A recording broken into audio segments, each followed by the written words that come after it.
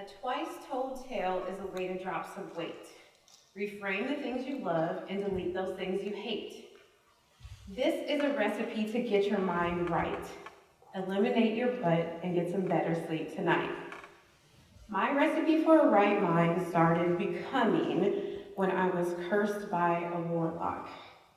After speaking in class out of turn about two of my greatest loves, big books and hip hop, a teacher came to me and told me, very tersely, if I did not learn to shut up, I was going to grow up to be one of those people that no one wanted to see coming. And here I am, living exactly that kind of life. People avoid me at all costs. They don't want to enter a room with me. They beg, they borrow, some of them even cry. I grew up to become a public speaking professor. And those doors are locked, and everyone is giving a public speech today. I understand that public speaking can seem scary, especially when we do not yet realize that it is the private speech that has more impact on our lives. Oftentimes, the most important speeches you give have an audience of one, just you, just in your mind. This is an important notion not just for preparing for public speeches, but for other facets of our lives as well. Think about the words that we use in our own minds. Think about a tiny word and its gigantic impact. Think about how many times you think the word but.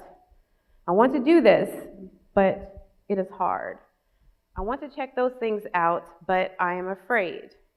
A sentence with the word but in it is fighting a war, a zombie war. The word but ensures the idea is dead, only it's still walking around as if it doesn't realize it. But introduces a conclusion. Let's switch the word but out for and notice what changes. I want to do this and it is hard. I would like to check these things out and I am afraid. Now we've opened it up.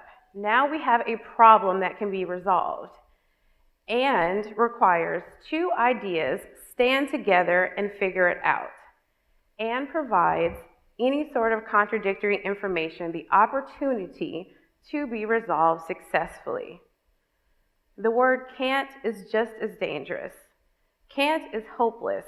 Can't isn't a zombie, it's a tombstone. When our students come to us saying that they can't solve a problem, we can ask them to switch that can't for haven't. There is a big difference between I can't solve this problem and I haven't solved this problem yet. Ask your student to try, I haven't solved this problem because, and discuss with that student some variables that may lead her to a successful solution. There is one can't that we want to hold on to, and that's the inspiration for this portion of the recipe. Immanuel Kant. The German philosopher once famously said, quote, "What can I know? What ought I to do? What can I hope?" End quote. Now, as far as my taste in big books go, I've seen bigger, but the concept was enormous. Kant is letting us know that our self-talk should contain equal parts information, planning, and optimism. We have to have facts and we also have to hope. This means that our minds are not big enough to contain our ambitions, our goals, our memories, old song lyrics, and a big butt floating around, knocking things out of the way and getting us into trouble.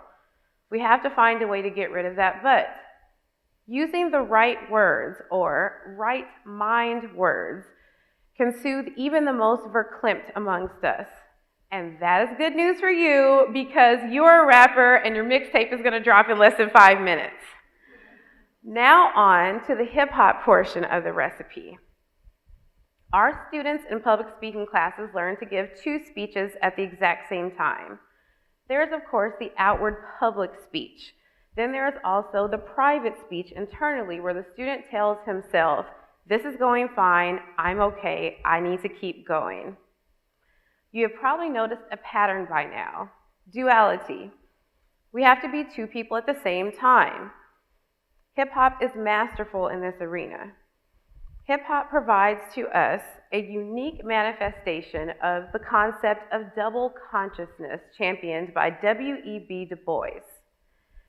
A divided personhood cannot form one unified identity.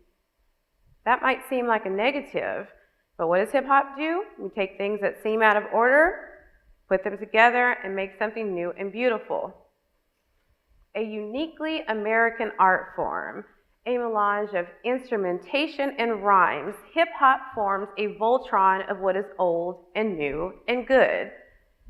The same can be said for the big books in the academy. Do you want your new research to end up in a very big book?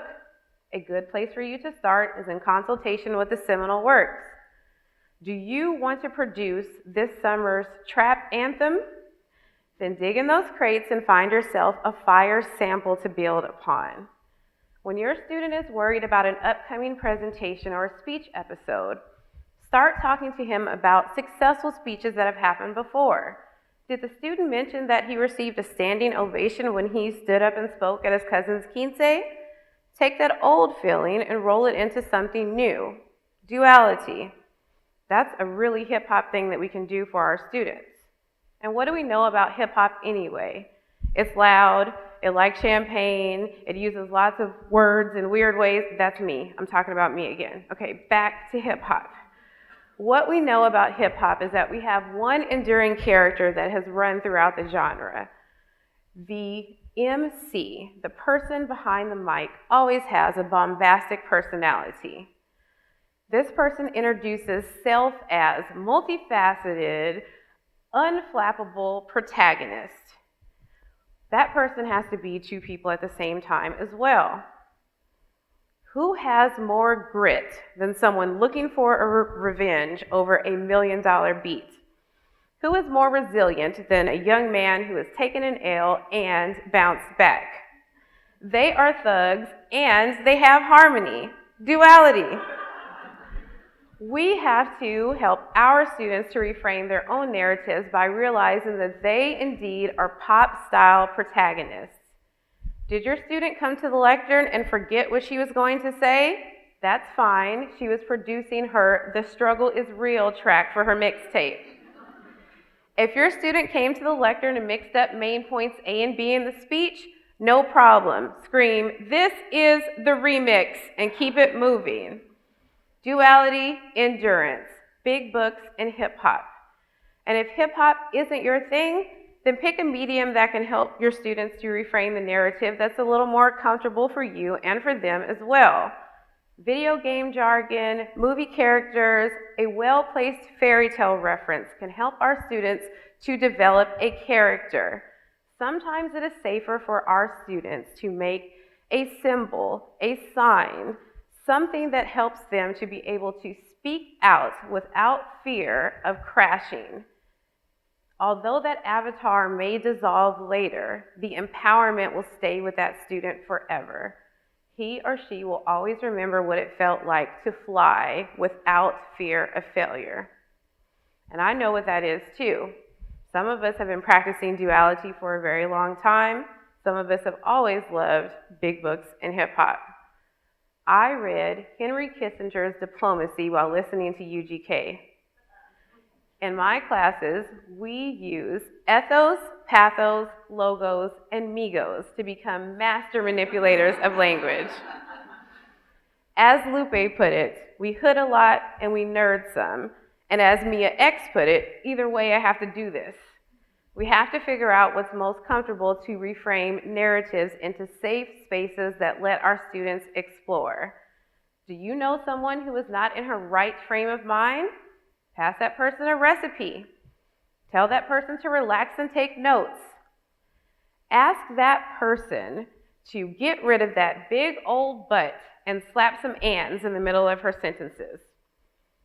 And as for all of you battle-rapping bookworms, I want you to remember that that song that you love so much, that article that's important to you, that speech that you finally made it through, once existed in a hidden portion of someone's mind.